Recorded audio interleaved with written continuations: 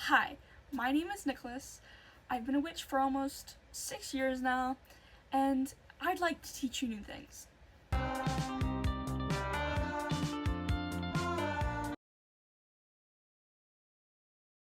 Reiki, by definition, is the universal life force, a non-physical ubiquitous energy. It is also known as the pure omniscient wisdom.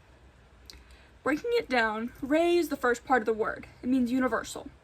Ki is the second part of the word, and it means life force.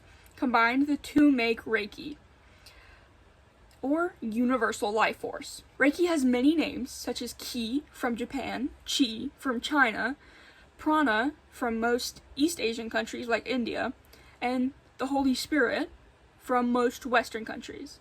Don't kill me for that. Reiki itself gives us the power to heal, as well as influence our lives. Reiki enters the womb and allows the child to have life. There are 10 things that weakens your life force, such as too much alcohol, poor diet, lack of exercise, drugs, tobacco, negativity, stress, poor breathing, lack of sleep or rest, this negative psychic ability, such as jinxes. It's incredibly common.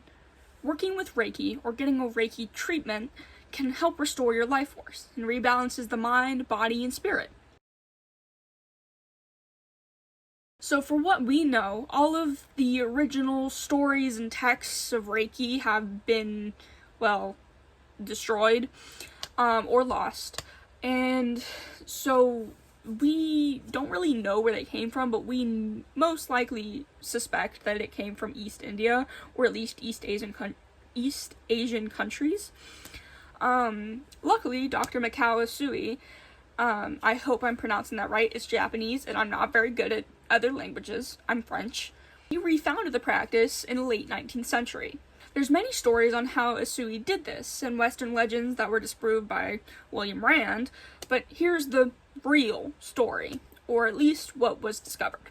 Dr. Usui originally joined the Zen monastery, a Buddhist place for prayer, to study Sanskrits and sutras, as well as meditating often.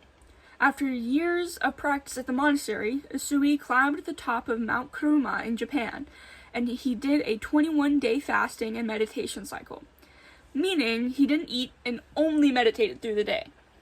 On the last day, a force hit him in the third eye and gave him all of the knowledge that we have today, and what is taught today. There are 4 stories called the 4 miracles. The first one is about whenever Usui travels down Mount Kuruma, he stubs his toe and it begins bleeding. Suddenly, Usui feels like he has to put his right hand on his toe, and he does. And suddenly the pain and the bleeding stops, and he continues down the mountain. The second, a villager at the bottom of the Mount Kuruma gives Usui a large, healthy meal. Usui downs the whole entire thing without any stomach pains or any repercussions, even though he had been fasting for 3 weeks. The third is the story of the woman who offered Usui the food.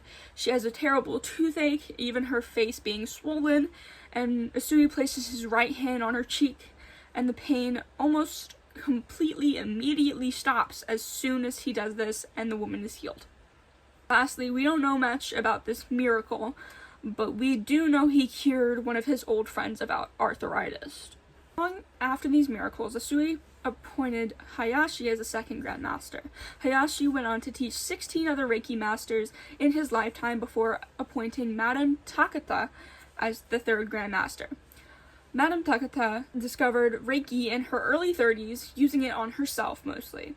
After several years of self-healing, she traveled to the West and brought the teachings of Reiki with her. Reiki has 5 principles. They all start with just for today. The reason behind this is actually quite interesting. These principles are not commandments, so they are just something not to live by, but more of a goal kind of thing. And this is because, it's impossible to do all of these things every single day. The 5 principles include: just for today, I will not worry. Just for today, I will not be angry. Just for today, I will do my work honestly. Just for today, I will give thanks to my many blessings. And just for today, I will be kind to every living thing. Reiki by itself means the indication of Reiki power, and Ho No, not that kind of ho. Ho, by itself, means methods. Together, it represents methods of Reiki power. Now, what the hell is Reiki Ho? Reiki Ho is the 3 short rituals performed before every Reiki treatment. Firstly, you gasho. Gasho is the typical prayer position. Hands together, fingers up towards the sky, and your hands to your chest. Secondly, you bring the gasho or prayer position to your third eye. You will now pray for the well-being of whoever you are performing the Reiki on, and pray for your well-being and health. And pray to whatever higher power you believe in. Lastly, you allow your hands to travel wherever your intuition takes them. That's it. Literally. Now, sacred symbols. There are 3 main sacred symbols, not including the Grand Master symbol. The first one that we'll talk about is Choku-rei, the activation symbol. It opens the source of Reiki. Anytime you perform Reiki, you will draw the Choku-rei either in the air towards whoever you are working on or on the back of your right hand. Secondly, the Seiheki. The Seiheki symbol represents healing, and it prevents blockages. It is also used for balancing and harmonizing with the chakras. Third, we have Honsha Zeishonin. Pardon me if I butcher that, I'm not good at Japanese.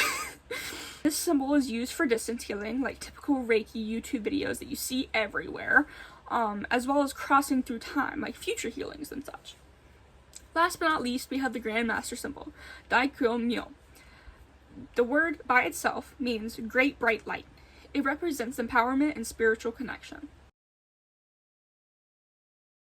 But what about attunements? Well, firstly, I suggest getting an attunement by a master or grandmaster of Reiki in person. But if you can't do that, there's always online attunements and meditation attunements and such. And I will most likely make one in the future. But for now, that's it for this video. Bye-bye.